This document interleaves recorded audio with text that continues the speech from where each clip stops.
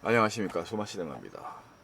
좀 야심한 시간인데 또 이 영화를 저녁에 보고 와서 얘기를 안 하고 자면 안 될 것 같은 좀 미안함이 있어서 일단 녹화를 좀 하고 있습니다. 그 좀 불만이 있어요. 이 영화를 좀 보기가 어렵습니다. 상영관이 참 많지가 않고, 그래도 이 오스카상도 받고 국제영화상 받았죠. 그다음에 골든글로브 주연상도 받았고요, 드라마 부분. 베니스 영화제 각본상도 받은 그런 수작 영화입니다. 근데 개봉관이 없어요. 뭐 하진 뭐 부 그 약간 아트하우스 계열의 영화들은 진짜 상영관이 별로 없고, 그 다음에 또 진짜 뭐 좀 이쁘다고 해야 되나요? 일반 뭐 좀 그 이 아트하우스 계열에서도 좀 이렇게 어여쁜 영화들을 좋아하시는 분들이 많은데, 이 영화는 역사와 시간에 관련된 영화이라고 할 수 있기 때문에 좀 부담스러울 수 있죠. 그래도 그렇게 영화가 어려운 영화는 아닙니다. 그래서 이 영화를 좀 언급해보고 넘어가자. 뭐 제가 역량은 부족하고 아는 것도 없고 재미도 없지만 또 언급은 하고 가자라는 생각으로 이 영화를 또 제가 있는 도시에서 그래도 꽤 먼 1시간 정도는 가야 되는 그런 극장을 찾아서 시간을 맞춰서 가서 좀 보고 왔습니다. 꼭 보고 싶었거든요. I'm Still Here라는 영화고요. 이게 좀 그런 말 하고 싶어요. 이게 어른의 영화, 이게 이런 영화가 진짜 어른의 영화 아닌가. 물론 어른이라고 해서 천진난만한 영화를 보지 말라는 얘기는 아니지만, 어른들은 가끔 이런 영화도 봐줘야 되는 거 아닌가라는 생각을 하게 됩니다. 저도 사실 정보가 많지는 않았고 그냥 상 받은 정도 리스트만 알고 있었는데 이 영화는 실하더라고요. 그래서 이 영화 브라질 영화고요. 프랑스가 좀 지원을 해서 브라질 프랑스 합작 영화로 만들어진 영화입니다. 뭐 영화를 만든 사람들이나 배우들은 대부분 브라질 배우들이기 때문에 뭐 거의 브라질 영화에 가깝다고 할 수 있을 것 같습니다. 까네플레스가 나오긴 하지만, 자, 이 영화의 감독은 이제 시네필이었다면 이름을 알고 있을 만한 감독입니다. 저희들한테는 월터 살레스라는 이름으로 알려져 있는데, 이제 포르투갈어를 쓰겠죠. 브라질 사람이니까 바우테르 살리스 감독입니다. 이분의 대표작으로 이제 제일 유명한 거는 98년도에 나온 중앙역이 되겠고요. 그 다음에 이제 이어서 모터사이클 다이어리라는 체게바라의 젊은 시절 그 책을 바탕으로 해서 만든 영화가 좀 많이 알려져 있습니다. 그 이후로 좀 헐리우드로 옮겨가서는 좀 뭐 이렇게 인상적인 작품을 많이 만들진 못했어요. 그래서 뭐 다크워터는 이제 일본의 호러 영화를 원작으로 한 영화고요.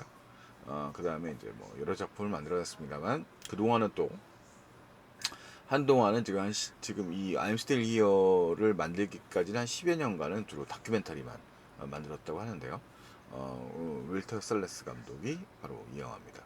중앙영화 굉장히 좋아했었던 영화로 기억을 하고 있어요. 되게 아름다운 영화로, 이렇게 마음이 따뜻해지는 영화로 기억을 하고 있습니다.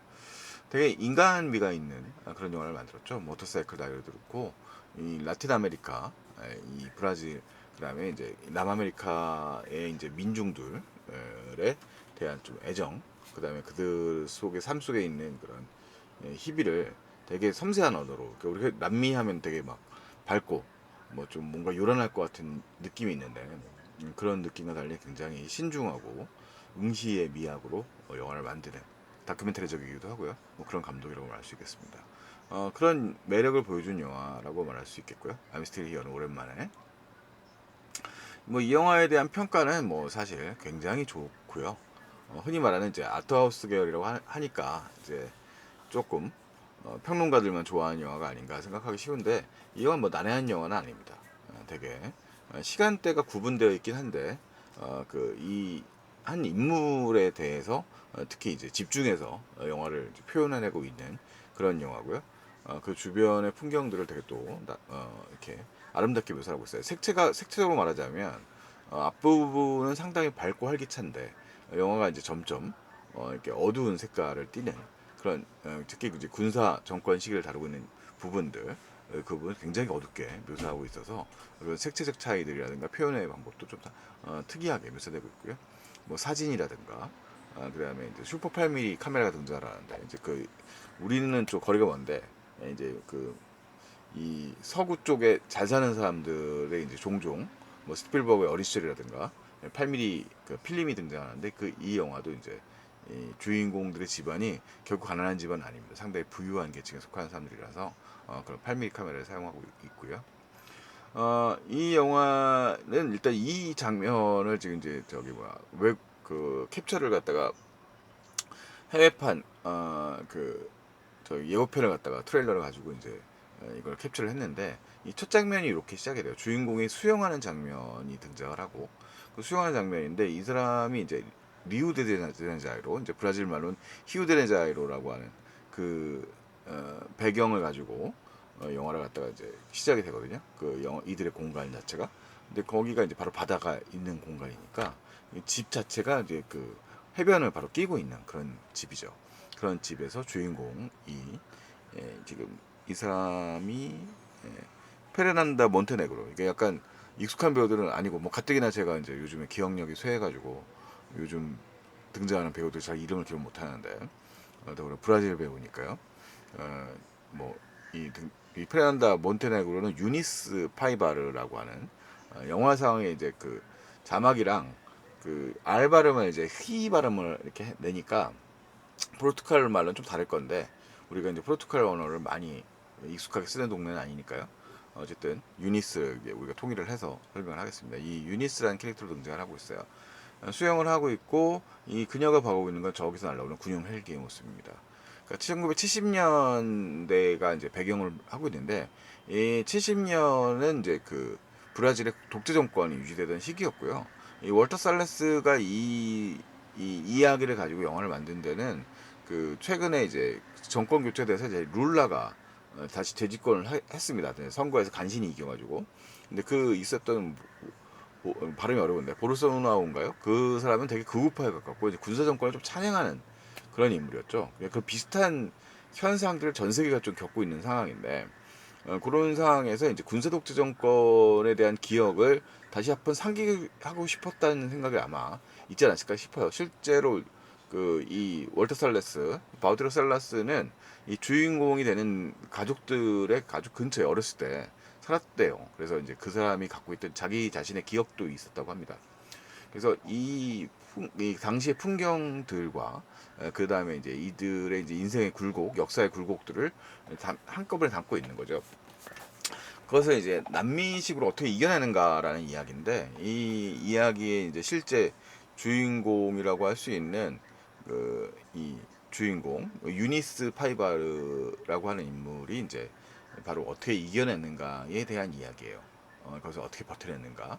그래서 영화는 상당히 좀 그 정서적이고요. 그러니까 생각보다 막 그렇게 막 격렬한 막 그런 뭐 억지로 뭐 스펙타클을 만들려는 시도 같은 걸 하지 않습니다. 그러니까 개인의 삶에 어떻게 흡입하였는가라는 얘기를 다루고 있고요.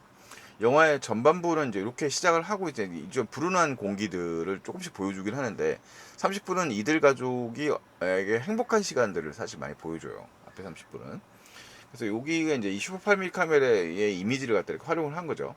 당시 이제 필름 요것이 영세됐을 때 이렇게 이제 보여지는 필름 구멍이 보이고 그다음에 이제 1970년에 리우드네자이로를 배경으로 하고 있다라고 영화가 이제 시작이 됩니다. 그러니까 이건 이제 예고편의 그 스틸들을 갖고 왔기 때문에 이 앞부분에 요 이미지들인데 이제 보통 앞부분은 이들 가족들의 약간의 개성들과 이들의 좀 자유로운 풍경, 그다음에 이제 행복한 풍경들을 묘사하고 있습니다.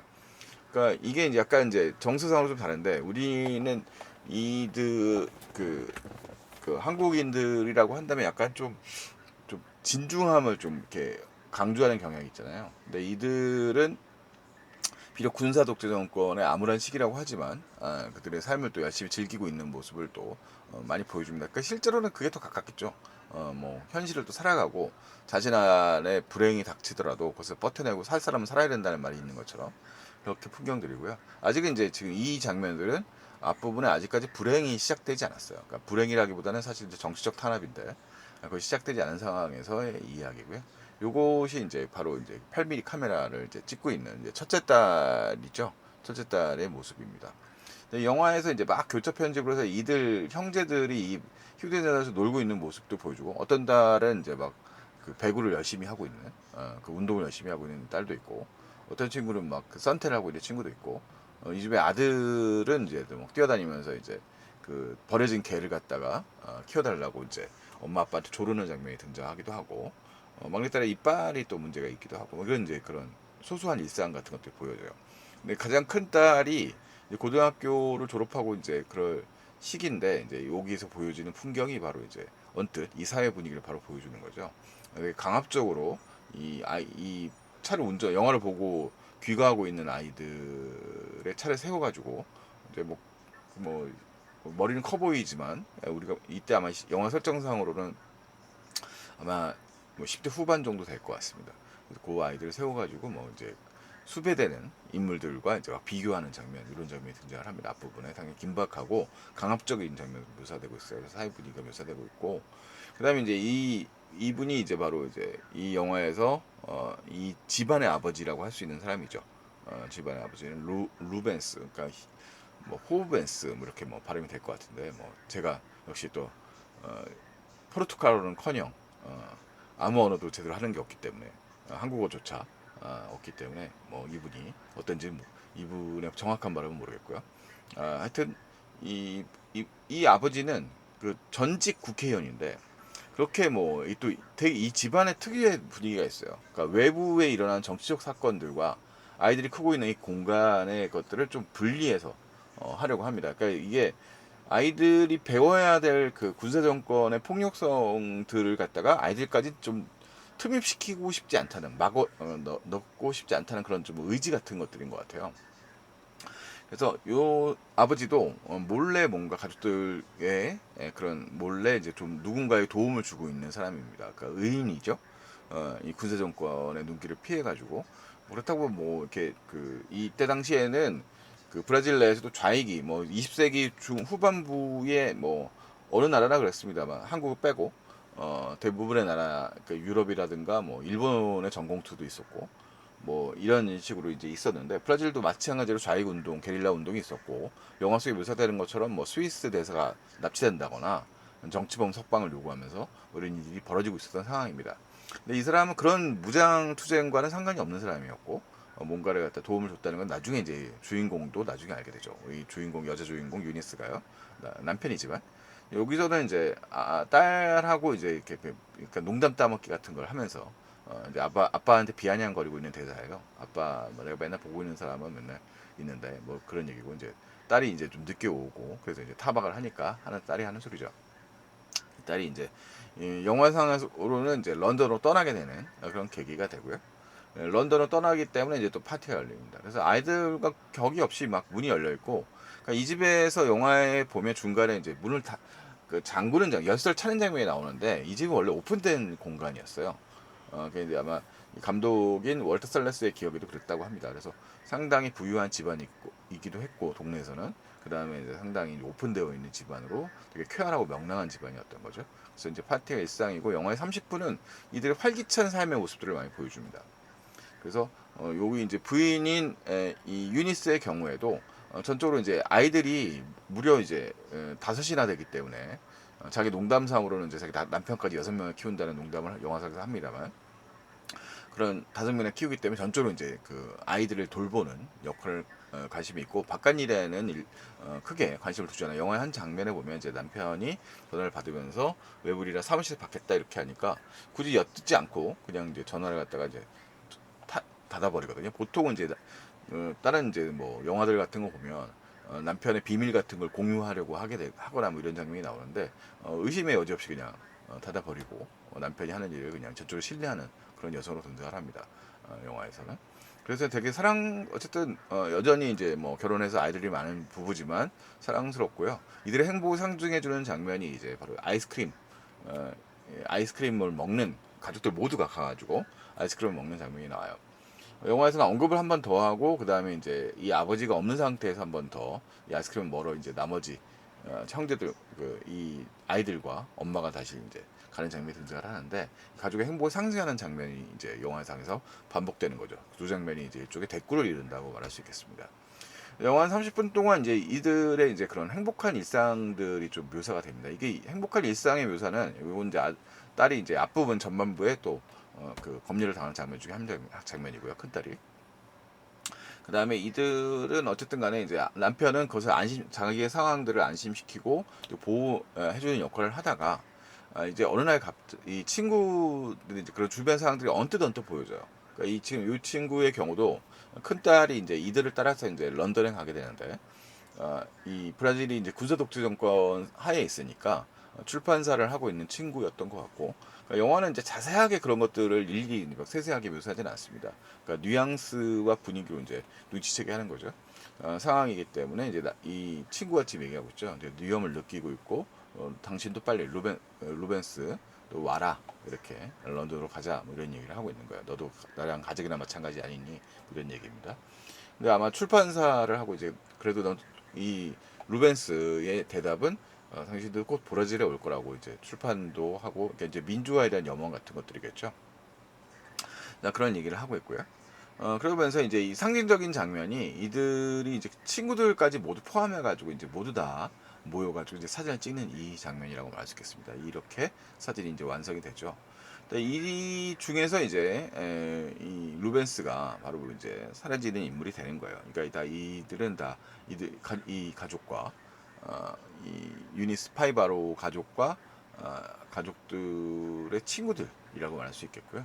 나중에 이제 유니스와 돕고 이제 이 루벤스가 사라지고 난 다음에 그를 구하기 위해서 애쓰는 친구들이라고 할 수 있어요. 뭐 기자도 있고 다양한 직업군에 있는 뭐 지식인들이라고 말할 수 있을 것 같습니다.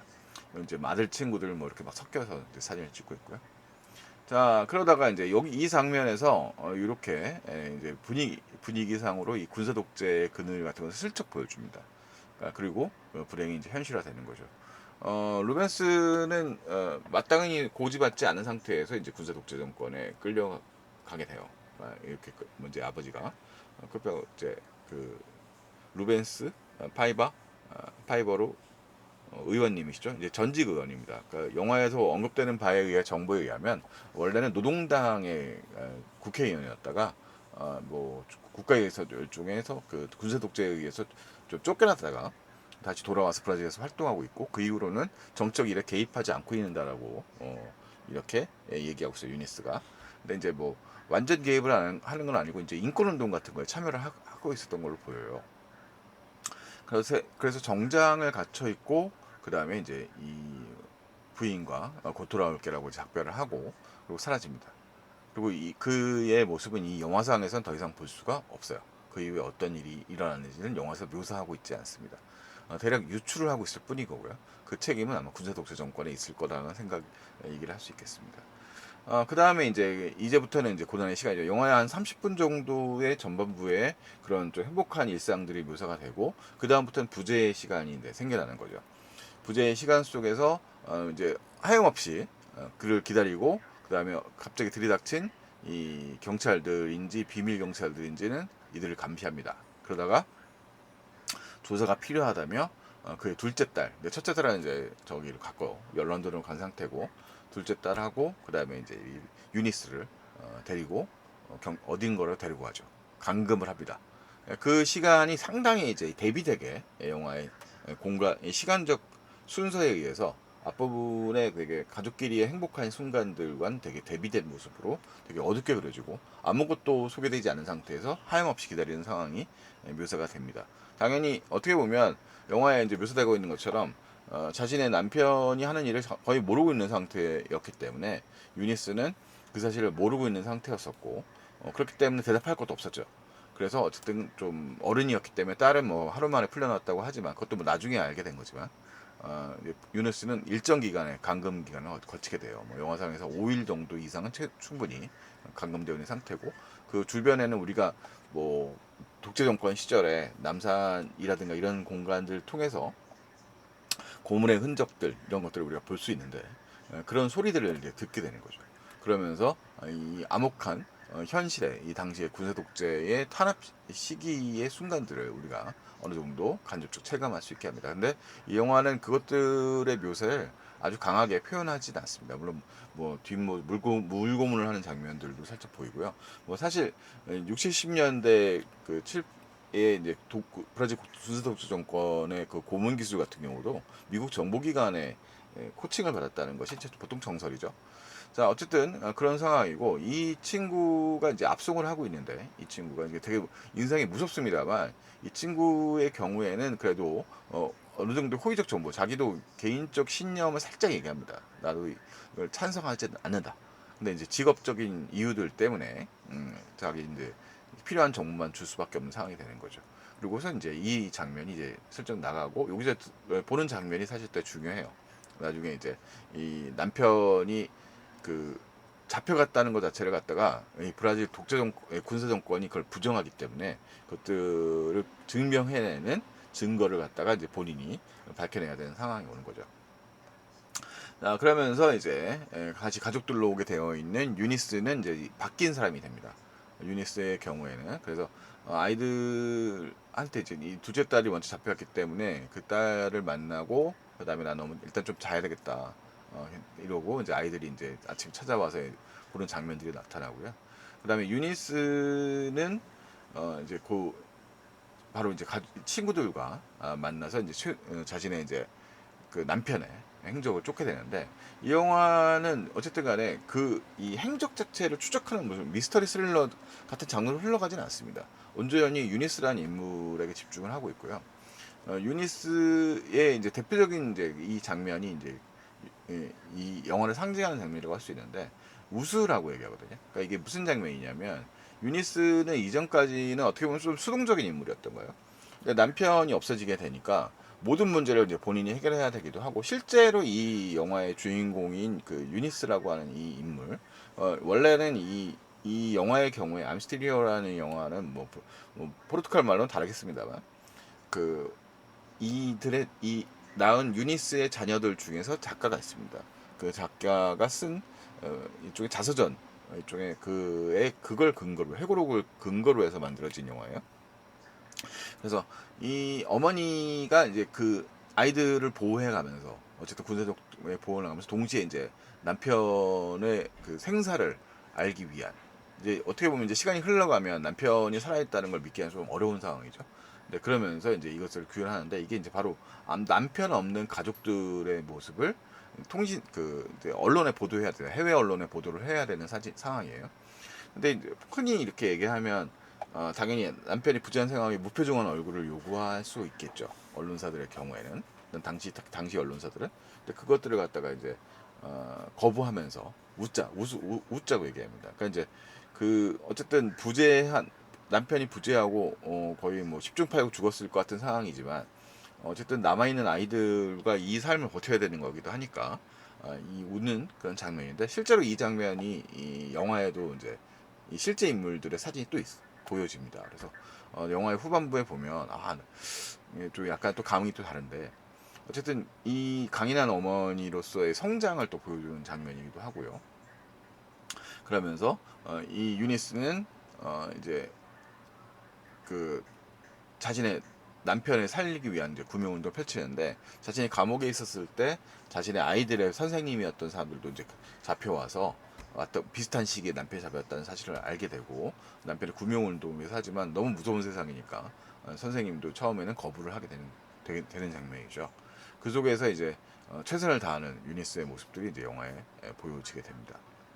자, 그리고 이제 공간은 이제 지금 이 장면은 그 자신들의 삶의 터전이었던 리우데자네이루에서 자신들 가족 중에 일부였다고 할 수 있는 일종의 가정부도 이제 월급을 지불할 수 있는 상황이 안 되기 때문에 내보내게 되고요. 그러면서 이 첫째 딸이 돌아오게 되고, 그다음에 이제 다시 이 실제 인물이었던 유니스라는 이분이 48살에 다시 법학학위를 받았대요. 그래서 이 인권 변호사로 활동을 하면서 대학 교수에서 또 교수로서 연구 활동을 하면서 원주민 연구 관련 쪽으로 활동을 많이 한 분이라고 하는데, 그분이 이제 사실은 이제 들은 거죠. 남편이 아마도 생존해 있지 않을 것이라는 걸 듣고, 근데 이제 군사 정권은 부인하거든요. 그 부인하니까 죽음을 증명을 해야 되는 상황인데, 죽음을 그 군사 정권이 인정하지 않는 상황이 돼서 결국은 이제 아이들한테는 그 사실을 숨기고, 그 다음에 이제 상파울로로 떠나게 되는 그 장면이 되면서 자신의 이제 둘째 딸이 가장 큰 반항을 합니다. 그 둘째 딸을 찾기 위해서 이제 이 공간을 찾는 장면이죠. 그러니까 이 장면 하나가 담겨져 있는 이들의 좀 그런 이 폐허가 되어 있는 브라질의 현실, 이런 현실들이 좀 이 장면들 속에서 축약되어 있다고 말할 수 있을 것 같아요. 그러면서 이제 시간이 흘러서 이 프레난도 몬테네그로가 연기하는 이 지금 유니스라는 여성의 시간이 이제 90년대로 넘어오게 돼요. 95년인가요? 여기로 시간이 이제 점프를 하게 돼요. 후반부로 넘어오게 되면 두 번의 이제 비약을 하는데, 이 가족들이 어쨌든 시간을 이제 보내고 그다음에 각자의 삶을 버티면서 아직까지 남편은 부재해 있는 상황이 해결되지 않았습니다. 근데 그것이 밝혀지는 시점으로 점프를 하게 되는데, 이제 전화를 받게 되고 그다음에 이제 사망 진단서가 이제 나오게 되는 거죠. 강의 도중에 전화를 받아요. 전화를 받고 그다음에 이제 이 웃고 있죠. 웃고 있는 건 남편의 사망 진단서가 진단서를 발견했다는 거예요. 이제 죽었다는 걸 알게 되었다는 거죠. 그동안엔 그 죽음조차 부인되어 있었는데, 그래서 그 속에서 이제 웃을 수 있는 그 모습들 자체가 사실을 상당히 인상적인 장면으로 이제 등장을 하게 되고, 영화는 이걸로 이제 이게 모든 게 해결되면 이제 끝이 나야 될 것 같잖아요. 근데 영화는 끝이 나지 않고 다시 시간의 비약을 하게 됩니다. 이게 실제로 페르난도 몬테네그로의 그, 그 뭐죠? 페르난도 토이스죠. 이분이 이제 두 배우인데, 이게 모녀가 아닙니다. 페르난도 토이스. 그래서 그것도 지금 화제가 됐는데, 페르난도 몬테네그로는 바로 그 중앙역의 그 배우예요. 페르난도 몬테네그로. 지금은 이제 연세가 90대셔가지고 상당히 연세가 많이 드셨습니다만, 영화의 맨 마지막 장면은 다시 시간 흘려서 이제 최근의 시점으로 돌아오고, 그 다음에 이제 그 페르난도 이 유니스는 이제 나이가 너무 고령이 돼서 이제 치매 관료되어 있는 상태가 되어 있는 거죠. 실제로도 그랬을 거고요. 알츠하이머를 앓다가 돌아가셨다고 하니까요. 그래서 그 분이 그 연기를 이제 본인이 페르난도 몬테네그로가 다시 연기를 하게 되는데, 이제 이분이 뉴스리를 보고요. 거기서 이제 다시 남편 이야기를 보게 됩니다. 그러면서 영화는 이것을 응시하는, 말없이 응시하고 그 다음에 이들의 가족 사진을 찍는 장면으로 영화가 마무리가 되거든요. 그래서 영화는 가족 사진이라고 하는 상징성들과 그것은 이제 브라질이라고 하는 시간으로 축약을 시켜보면, 독재 정권에 의해서 아버지의 부재를 강요받고 그 다음에 아버지가 없는 상태의 치유의 시간을 그만큼 오랜 시간이 걸렸다는 것을 의미하기도 하는 것이죠. 그러니까 뭐 말이 없는 이 유니스가 바라보는 것은 아이들을 응시하고 있고, 그리고 마지막에 보는 건 뉴스릴 속에서 펼쳐지는 자신의 남편의 얼굴을 떠올리는 것 같아요. 뭐 말을 하진 않지만. 그래서 아마도 월터 살레스는 이 독재 정권이 앗아간 수많은 생명들에 대한 기억들을 잊지 말아야 되는 것을 바로 이 유니스의 노년의 얼굴로 말하고 싶었던 것이 아닌가라는 거죠. 그래서 영화는 되게 나지막한 영화고요. 흔히 뭐 이 군사 독재 정권의 한 거를 다루고 있는 영화들은 어떻게 보면 감정적으로 흥분할 수 있는 영화도 있을 수 있겠습니다만, 월터 살레스의 기법 같은 경우에는 뭐 상당히 이제 다양한 기법들을 활용을 해서 뭐 슈퍼 8mm의 촬영과 영상의 이제 그 상영 장면이라든가, 그 다음에 뭐 사진의 기억들을 이제 복원시킨다거라든가, 아니면 색감의 변화라든가, 그런 식의 방식을 통해서 인물들을 응시하게 만듭니다. 그 응시하는 감 속에서 그 말하지 않는 인물들 속에서 담겨져 있는 농축된 감정들을 잘 표현해내는데 탁월한 능력을 가지고 있는 감독이 아닌가라는 생각을 하게 돼요. 그래서 영화를 보다 보면 이게 물론 남의 나라 얘기니까 우리 한국인의 입장에서는 브라질의 얘기긴 합니다만, 시기적으로 사실 중남미의 독재 정권의 역사랑 뭐 한국의 독재 정권의 역사랑은 유사한 부분이 상당히 좀 많이 있고, 그래서 그 속에서 많은 또 연대가 사실 있었어요. 뭐 옛날에 5월 어머니가 아르헨티나의 어머니들과 이제 그 아이들 자식들을 잃어버린 어머니들과 연대를 했다든가, 뭐 이런 식의 이야기들이 있었거든요. 그리고 이 I'm Still Here에도 뭐 지금은 이 희석이 많이 됐겠죠. 그래서 이제 누군가 아직도 이제 브라질에서 군사 독재 정권 시절을 옹호하는 그런 자들이 등장을 해서 집권을 하기도 했고, 그래서 그런 이야기들 속에서 우리 현실을 또 돌아볼 수 있게 만드는 그런 영화이지 않을까 싶습니다. 영화에서 인상적이었던 부분들 있는데, 이제 그 딸이 런던에 가서 보는 편지를 보내거든요. 그래서 런던의 삶 속에서 보여지는 그런 뭐 행복한 모습들 같은 것도 보여주고, 그들의 나머지 형제들이 이제 엄마 아빠랑 앉아서 보다가 이제 아빠가 이제 뭔가 쓱 전해주는 장면이 나오게 되는데 그런 장면들도 반복돼서 보여줍니다. 그러니까 한 번은 그렇게 보여지다가 엄마가 이제 딸에게 오는 마지막 질문들이 런던에서는 브라질의 상황들이 다 보도가 되고 있고 사실은 아버지가 실종되었다는 이야기들 같은 것들도 들어오고 있는데 그 얘기는 엄마가 하지 않거든요. 그래서 어떻게든지 아이들에게는 그런 뭐 슬픔을 좀 겪게 하고 싶지 않은 약간 정서적으로 이제 뭐 우리 어머니들하고 좀 비슷한 면도 있을까요? 뭐 그런 모습들을 보여주는 거 아닌가라는 생각을 하게 되는 그런 장면들도 있었습니다. 뭐 상당히 뭐 일단은 뭐 대단히 익사이팅한 영화라고 할 수 없겠습니다만 상당히 어른의 영화라 앞에 서두에 말씀드린 것처럼 어른의 영화라고 생각을 하시고 진지하게 감상을 하신다면 뭐 브라질의 역사를 깊이 알지 않더라도 브라질의 어쨌든 어느 순간에 음, 독재 시간이 있었고 그 독재 시간을 어떻게든 이겨내서 살아가고 있는 사람들이 있다는 걸 보여주면 어느 정도의 동질감은 충분히 우리도 비슷한 시간을 거쳤기 때문에 느낄 만한 영화였고 이런 영화를 또 만나는 게 쉽지 않은 일이기 때문에 무거운 이게 우리 상업 영화판에서 무거운 영화를 만들고 근데 브라질에서는 이게 오히려 어그로를 끌어가지고요 역대 브라질 영화 흥의 3위에 오른 영화라고 합니다. 그래서 사실 잘 만들어진 영화고 되게 정서적이고 아름다운 영화이니까 뭐 한 번쯤 봐주셔도 후회는 하지 않을 것 같습니다. 물론 이런 영화들은 집중해서 잘 응시하면서 봐야 될 영화들이죠. 오늘은 바로 중앙영화를 만들었던 월터 솔레스가 브라질의 독재 정권 시대를 담아낸 I'm Still Here라는 영화를 이야기해 보았습니다. 다음에 또 다른 작품으로 돌아오도록 하겠습니다. 안녕히 계십시오.